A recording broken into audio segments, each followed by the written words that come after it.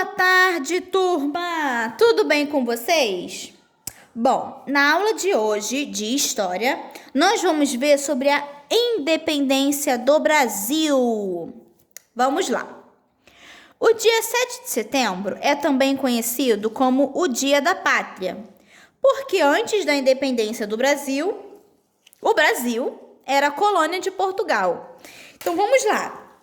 Independência significa o quê? Que o Brasil se tornou independente. Antes do dia da independência, que é 7 de setembro, antes disso, o Brasil pertencia a Portugal. Então, no dia 7 de setembro, o Brasil se tornou o quê? Independente. A família real veio com sua corte de Portugal para morar no Brasil. E aqui se instalou durante 13 anos. Mas o rei, Dom João VI, teve que voltar para Portugal, deixando aqui seu filho, Dom Pedro, para governar o Brasil. Ele ficou sendo príncipe regente. Dom Pedro foi um defensor do Brasil, e a corte portuguesa queria que ele retornasse para Portugal. Ou seja, a família real veio para o Brasil, se instalou aqui no Brasil, ficaram 13 anos. Mas Dom João VI, que era rei de Portugal, teve que voltar para Portugal. Mas ele deixou o filho dele aqui, sendo um príncipe regente, cuidando do Brasil aqui, né? Só que Portugal também queria que Dom Pedro voltasse, né? Quando Dom Pedro voltava de uma viagem às margens do Riacho Ipiranga, em São Paulo, recebeu um mensageiro de Dona Leopoldina, sua esposa, que trazia notícias da corte. Ele percebeu que era chegada a hora de libertar o Brasil de Portugal. E no dia 7 de setembro de 1822, com o brado da independência, Dom Pedro foi lá às margens do Rio Ipiranga e gritou: "Independência ou morte!" E aí, a partir desse dia, o Brasil se tornou independente. Por isso que nós chamamos Independência do Brasil. Página 48. Depois da independência, Dom Pedro transformou a colônia em pátria brasileira. Dom Pedro foi então coroado o imperador do Brasil com o nome de Dom Pedro I. Então, Dom Pedro I foi o nosso primeiro imperador, Foi ele que libertou o Brasil de Portugal. Agora, vamos ver a escravidão no Brasil. A escravidão no Brasil é marcada principalmente pelo uso dos negros trazidos como escravos do continente africano. Eles eram vendidos como mercadoria aos donos das fazendas. Os escravos trabalhavam muito e eram castigados. Muitos fugiam e passaram a viver em quilombos. Os quilombos eram povoados no meio da mata, onde eram livres.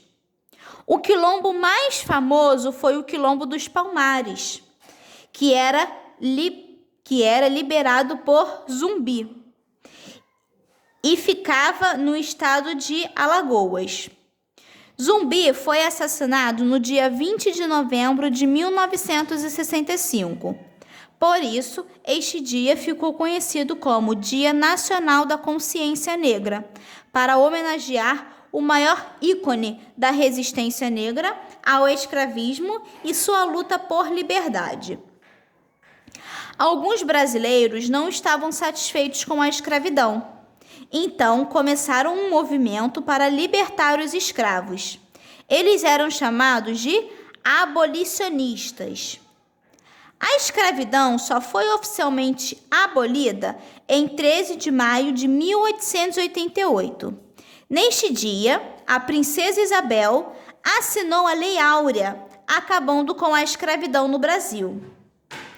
No Brasil, os africanos escravizados não tinham sua cultura e sua diversidade respeitadas.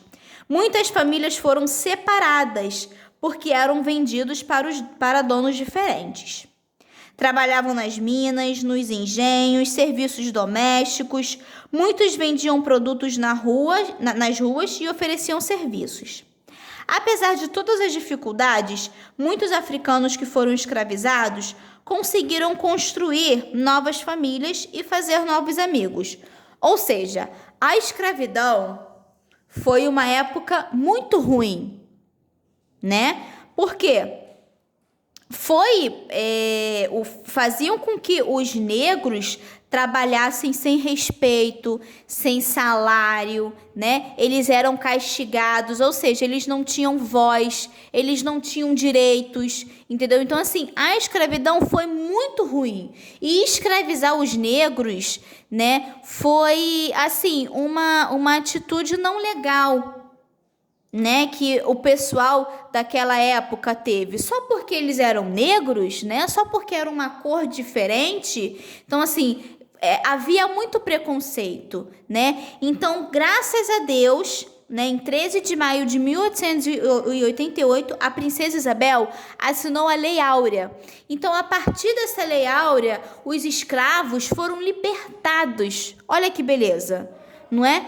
Claro que demorou muito tempo, né, para isso se concretizar, né, para todos os negros serem libertados, né? Até hoje, infelizmente, eles sofrem com racismo, mas assim, essa luta, né, a luta por liberdade, a luta por igualdade acontece até hoje, né? Então, assim, nós temos que ter também a consciência de que todos somos iguais, entendeu? Todos somos pessoas, né? Que é sangue vermelho que corre em todo mundo, entendeu?